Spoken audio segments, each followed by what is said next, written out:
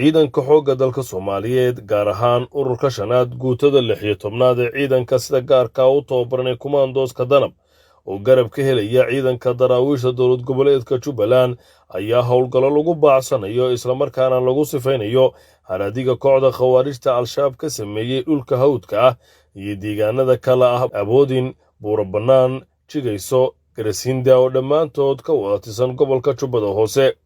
ujeedka howlgalkan ayaa ahaa burburinta fariisimaha argagixisada ee dhulka hawdka maadaama kooxdani ay gabaad ka dhiganayso dhulka duurka balse taas beddelkeeda ciidanka Commandos-ka Danab ayaa uga daba tagay dhulkii hawdka iyagoona ka cayriyay goobihii ay ka soo abaabuli jireen jariimooyinka ay ku dhibaataynayaan shacabka Soomaaliyeed.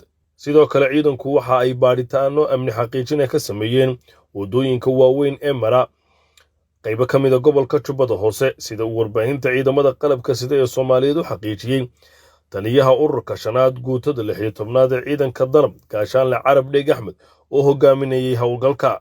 dhinaca kale howlgal dhinaca cirka oo ay fuliyeen saaxiibada caalamiga ayaa lagu bartilmaameedsaday goobo muhiim u ah khawaarijta oo kala ahaa deegaanka Harboolo goob ay ku shirayeen kooxda khawaarijta argagixisada Al-Shabaab, deegaan weliba laagta lagu magacaabo oo hoostaga Harboole.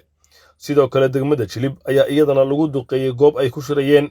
sidoo kale degmada Bu'aale ayaa iyaduna sidoo kale lagu duqeeyay goob ka mid ah goobaha ay ku shiraan. sidoo kale Saakow iyo Baarmuumin ayaa iyadana lagu duqeeyay, waxaana xusid mudan in tuulada Weelmaaro oo 60 kiiloomitir u jirta degmada Afmadow iyadana lagu duqeeyay. howlgalladan dhinaca cirka ah ayaa khasaare isugu jira dhimasho iyo dhaawac lagu gaarsiiyay kooxdan khawaarijta arxanka daran ee Al-Shabaab. Shilaawo Cabdullaahi Cabdiraxmaan, warbaahinta ciidamada qalabka sida ee Soomaaliyeed gobolka Jubbada Hoose.